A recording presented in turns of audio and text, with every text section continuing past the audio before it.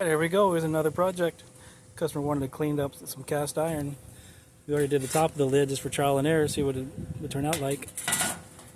We'll clean this up over here in a minute.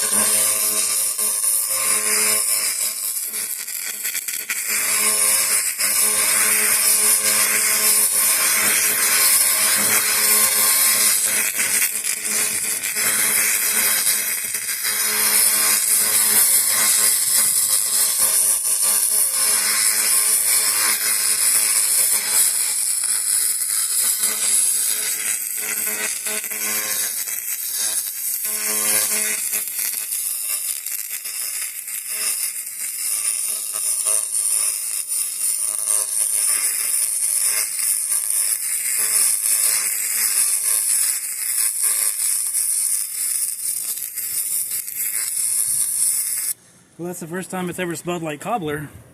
Come down the point here.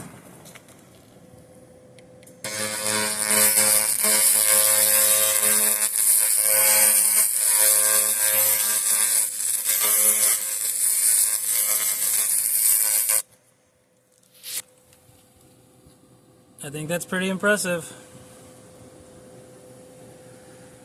And I'll finish cleaning this up.